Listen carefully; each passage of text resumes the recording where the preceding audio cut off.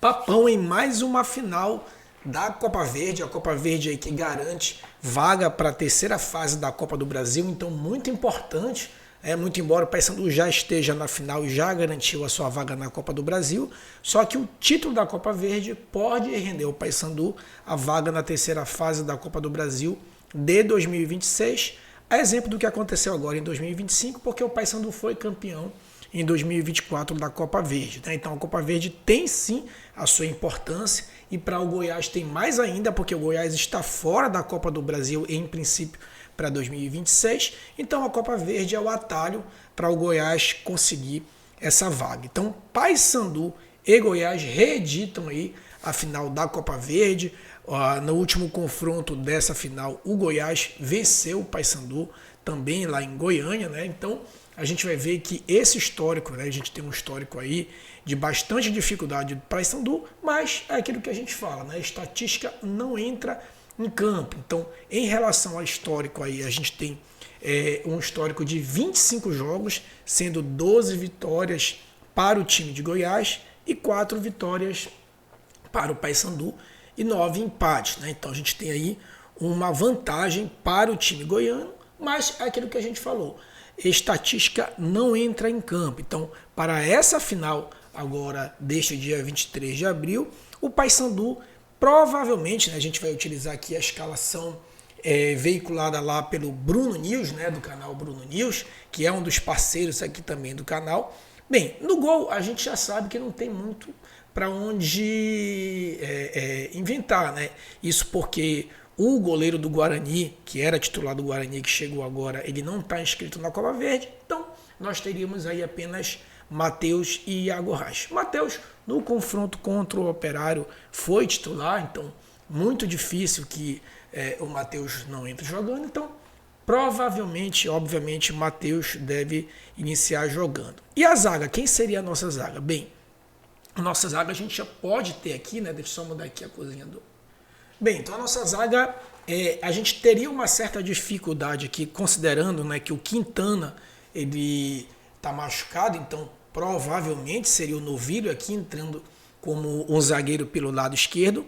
Pode ser que ele também improvise o Benítez, é uma da possibilidade, mas como o Novilho é da posição de origem, então seria Brian, Luan Freitas, Novilho e PK, né? Só lembrando que o Luizinho geralmente tem jogado aqui com 3 zagueiros, então, muito embora o PK seja um lateral esquerdo, pode ser que ele forme essa trinca aqui de 3 zagueiros, liberando o Brian para subir um pouquinho mais. Pode ser também o Edilson, tá? A gente se surpreendeu aí com o Brian contra o Operário, talvez ele tenha poupado o Edilson, e aí a gente fica na dúvida se seria o Brian ou o Edilson, mas não deve fugir muito dessa escalação, não. Depois a gente tem aqui no meio-campo que, como o Vilela voltou, né, de lesão, então provavelmente seria aqui Martínez como primeiro volante, Vilela como segundo volante e o tal da criação, né, o tal do jogador criativo. Em princípio a gente só tem o Vargas, que ele está improvisando, muito embora o Vargas seja um segundo volante, ele já jogou de 10 criativo, vamos dizer assim, já que o outro 10 criativo que a gente teria seria o Giovani, que não vem apresentando aí bom condicionamento. Então, em princípio, talvez ele repita aí o Vargas. Essa é a aposta aqui do Bruno, que eu acho bem razoável. Tá? E por fim, a trinca de ataque, a gente teria, de acordo com o Bruno, Rossi, o que me parece que é provável e óbvio.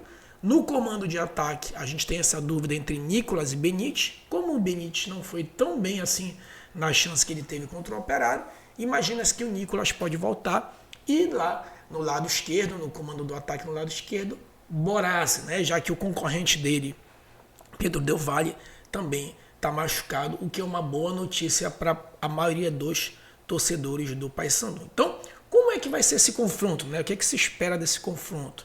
Bem, a torcida vai lotar, né, o estádio. A gente já tem a notícia de que 25 mil torcedores já estão confirmados. Então, provavelmente, o Goiás deve tomar a iniciativa desse jogo. O Luizinho é exemplo do que fez contra o Operário, e isso é normal quando se joga fora de casa, quando o estádio é lotado. Provavelmente vai aguardar, vai segurar, né, vai aguardar aqueles 15 minutos ali inicial de pressão, já que a torcida vai lotar o estádio. E isso tem um lado bom, né? Por que tem um lado bom? Eu, com esse ataque aqui, e aí eu separei um lance específico, né? Com esse ataque aqui, Borácio e Rossi, sobretudo, a gente tem uma boa expectativa de contra-ataque, pelo menos, né? Penso que é a primeira vez, já que contra o jogo do Operário o contra-ataque não funcionou, a gente não tinha o Rossi, o Borácio entrou só no segundo tempo. Penso que é a primeira vez que o Paysandu vai, de fato, experimentar um jogo propício para o contra-ataque, né? E eu separei aqui um lance, né? Um lance aqui muito emblemático envolvendo Rossi e o Del Valle, e quem sabe não seja agora Rossi e Borácio. Olha aí o lance que eu separei, que foi do jogo Paysandu e Manaus. Repara só esse lance aqui de contra-ataque. Olha só, olha como o Paysandu conseguiu sair em velocidade. Ó, Del Valle, o Marlon tocou ali para o Rossi, que saiu em disparada, e o Del Valle aguardou o lance lá dentro da pequena área e fez o gol. Então, é uma esperança aqui, ó. O outro exemplo de contra-ataque rápido foi o Del Valle, fazendo a transição rápida, e o Rossi acompanhando aqui, ó. Repare o Rossi acompanhando para fazer o gol contra tudo. Então, a gente tem aí essa esperança, né, de que o Paysandu possa aproveitar um pouco esses contra-ataques. E aí, torcedor bicolor, qual é seu palpite Goiás e Paysandu? Vamos torcer que o Paysandu volta aí com pentacampeonato. Não se esqueça, por favor, de se inscrever aqui no canal. Fica ligado que todo dia, toda semana, tem vídeo na Central do Papão, tá bom? Forte abraço e até a próxima.